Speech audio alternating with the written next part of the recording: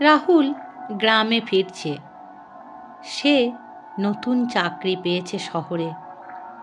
গ্রামে ফিরছে কারণ তার কাছে চিঠি গেছিল তার বাবার ভীষণ শরীরটা খারাপ।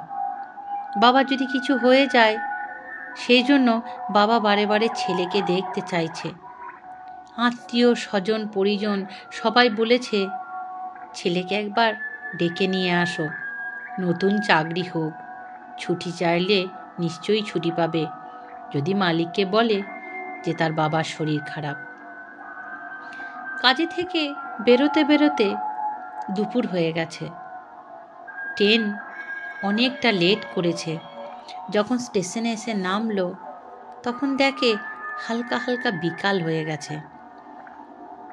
ঠিক আছে, গ্রামের পথ, ছোট্ট যে বনটা আছে বা জঙ্গলটা আছে সেটা দিয়ে যদি যাওয়া যায় তাহলে কিন্তু সে সহজেই গ্রামে পৌঁছে যেতে পারবে। কারণ সে গ্রামের ছেলে, গ্রামে ধুলো মাটি মেখেই সে বড় হয়েছে। তার কাছে এত ভয় তার প্রাণে কিন্তু নেই। সে কোনো বন জঙ্গল মাঠঘাট এত তার কাছে ভয়ঙ্কর ব্যাপার নয়।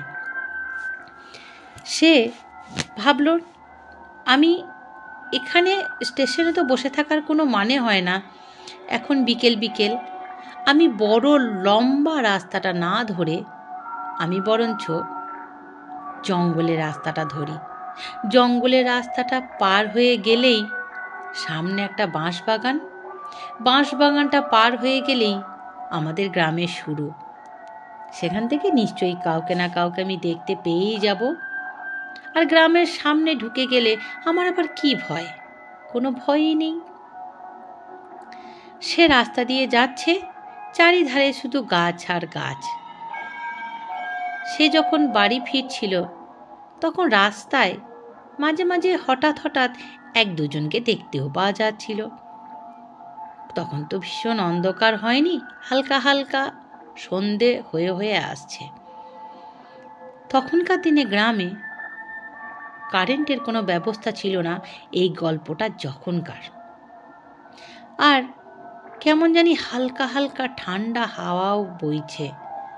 হতে পারে শরতের হাওয়া, ঠান্ডা শীতেল হাওয়া। শরীরটাও কেমন গায়ে কাঁটা কাঁটা দিয়ে আসছে, হতে পারে ঠান্ডার জন্য। কিন্তু তার আজকে এরকম ভয় ভয় করছে কেন? মাঝে মাঝে লোকও তো দেখতে পাচ্ছে, একেবারেই যে লোক দেখতে পাচ্ছে না তা তো নয়। মাঝে মাঝে সে লোক দেখতে পাচ্ছে, সে তো একা যাচ্ছে না।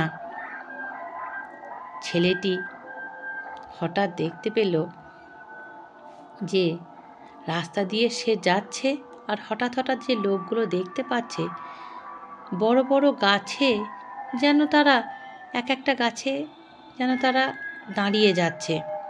কোন একটা গাছকে কেন্দ্র করে তারা দাঁড়িয়ে যাচ্ছে, তারা কিন্তু আগে আর আগাচ্ছে না। ওসব কথা সে গ্রাহ্যই করল না, রাস্তা দিয়ে হাঁটা ধরল। বনটা অনেকটা পার হয়ে আসেছে। আগেই বলেছি গ্রামের লাইট তখন ওর ব্যবস্থা হয়নি, আর ট্যাক্সি, বাইক, গাড়ি এগুলোর কথা তো ভাবাই যায় না। সে আসছে, হালকা হালকা চাঁদের আলো সে কিন্তু দেখতে পাচ্ছে। হঠাৎ সে বাঁশ গাছের একটু কাছে এসে দেখল কোন একটা চেনা লোক সে কিন্তু দেখতে পাচ্ছে। সে সেই চেনা লোকটার কাছে এলো, এসে বলছে, আচ্ছা তুমি তো নিখিল কাকু, তাই না? বললো, হ্যাঁ বাবা, তুমি চাকরি পেয়েছো আমি শুনলাম। বললো, হ্যাঁ। হঠাৎ করে নিখিল কাকুকে একটা প্রণাম করে নিল ছেলেটা। বললো, বাবা থাক থাক, কিন্তু পাটা এত ঠান্ডা কেন, যেন মনে হচ্ছে বরফ। নিখিল কাকুর সঙ্গে গল্প করতে করতে আসছে। যাক, নিখিল কাকুকে পাওয়া গেল গ্রামের লোক। নিখিল কাকু গল্প করতে করতে বলছে, বাবা ভীষণ আমার শরীরটা খারাপ হয়েছিল রে, দেখ না বুকের কাছটা ওপেন হার্ট সার্জারি হয়েছিল। বলে, তাই? ও মা, এত কাণ্ড গ্রামে হয়ে গেছে। আসলে বাবা, তুমি তো চাকরি নিয়ে খুব ব্যস্ত ছিলে, ওই জন্য তুমি জানো না। তবে বাবা, আমি এখানে একটু দাঁড়াই, তুমি বরঞ্চ আগিয়ে যাও। বলো, কাকা, তোমার যে ওপেন হার্ট সার্জারি হয়েছিল, নিখিল কাকু, তোমার যে ওপেন হার্ট সার্জারি হয়েছিল, এখন তুমি কেমন আছো? বলে, বাবা, এখন তো আর আমি নেই। তুমি একটা কাজ করো, তুমি বরঞ্চ আগিয়ে যাও, এখানে আমার একটু দরকার আছে। ও কিন্তু আর কিছু না ভেবে আগাতে লাগলো। অনেকটা আগিয়ে এসেছে, অনেকটা আগিয়ে এসে দেখে, ও মা, এ তো আমাদের বৌদি, মিতু বৌদি। মিতু বৌদি, ও মা, তুমি এই বনের মধ্যে এত অন্ধকারে এখানে কেন? বলে, হ্যাঁ, আচ্ছা, আমাকে এখন এখানেই তো থাকতে হয়। বলে, কেন তোমাকে এখন এখানে থাকতে হয়? বলে, বাবা, তুমি তো জানো না, আমাদের ওই বড় পুকুরটা দেখেছো না, বড় পুকুরটা? বলে, হ্যাঁ। একদিন বিকালবেলায় কি কাণ্ড! গাটা ধুয়ে স্নান টান সেরে বাড়িতে গিয়ে সন্ধ্যা টন্ধা দেব, ও মা, সে কি কাণ্ড! পাটা সরকে গিয়ে মাঝখানে যেই ফাঁদটা আছে, খালটা কাটা আছে, ওইখানে গড়িয়ে পড়ে যাই। বলো, তারপর? তারপর আবার কি, সব শেষ। তুমি একটা কাজ করো, তুমি খানিকটা আগিয়ে যাও, আমার একটু দরকার আছে। ও তখন দেখছে সবাই আসছে, সবার দরকার আছে, এই বনের মধ্যে আবার কি দরকার আছে? কিন্তু তার যেহেতু বাবার খুব শরীরটা খারাপ, চিঠি পেয়ে আসছে, সেই জন্য সে কিন্তু আর কাউকে কিছু অত কোশ্চেন জিজ্ঞাসা না করে সে সামনের দিকে আগাতে লাগলো। হঠাৎ দেখে তার বাবা। বাবা, তুমি এখানে অসুস্থ শরীরে? বলে, বাবা, আমার যে আর কোনো রোগ নেই রে, আমার রোগ থেকে তো আমি মুক্তি পেয়ে গেছি। বাবা, তুমি তুমি সুস্থ হলে কি করে? আমি তোমাকেই তো দেখতে এসছি। বলে, হ্যাঁ বাবা, তুমি আগিয়ে চলো, আমি যাচ্ছি। বলে, না না, তুমি আগিয়ে চলো, আমি যাচ্ছি না, তোমাকে সঙ্গে নিয়ে যাব, তুমি চলো। বলো, বাবা রে, তুই একটু আগা না, আমি আসছি। বলো, তাই কি করে সম্ভব? তোমার অসুস্থতার খবর পেয়ে আমি তোমাকে দেখতে আসছি, তুমি এখানে এই বাঁশঝাড়ের মধ্যে কি করবে? চলো বাড়ি। বলে, যা না, মায়ের সঙ্গে, বোনের সঙ্গে, পিসিমার সঙ্গে, মাসিমাদের সঙ্গে গিয়ে দেখা কর, আমি একটু পরে আসছি, বাড়িতে প্রচুর লোক। বাবা, যাও, তুমি হাত পা মুখ ধুয়ে নাও, আমি যাচ্ছি। ছেলেটি আস্তে আস্তে আস্তে আস্তে গ্রামের ভেতর ঢোকে। বাড়ির কাছে আসতেই কেমন যেন কান্নার রোল শুনতে পেল, কান্নাকাটি শব্দ।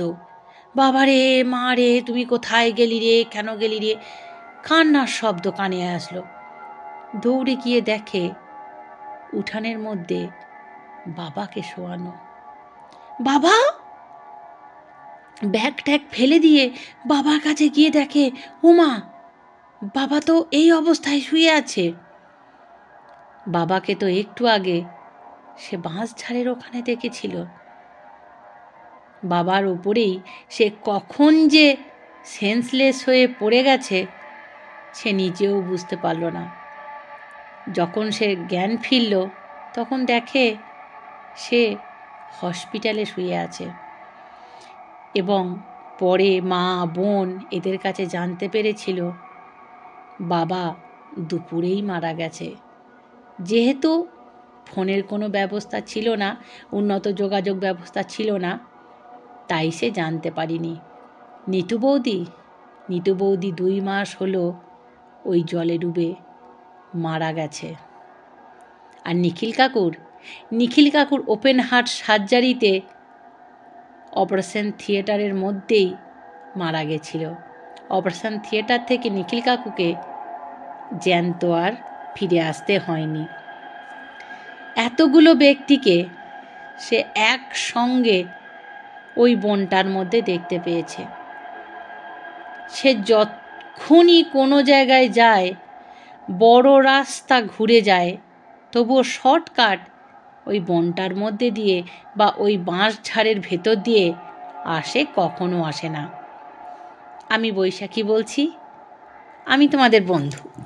তোমরা আমাকে যেভাবে সাহায্য করছো, যেভাবে কমেন্ট করছো, নিজেদের নিকট আত্মীয়র সঙ্গে আমার গল্প শেয়ার করছো, আর তারা আমাকে জানাচ্ছে যে তাদের গল্প ভালো লাগছে, আমার চ্যানেলটিকে তারা সাবস্ক্রাইব করেছে, তারা আমাকে এগিয়ে যেতে সাহায্য করছে, আমি ভীষণ খুশি, ভীষণ খুশি।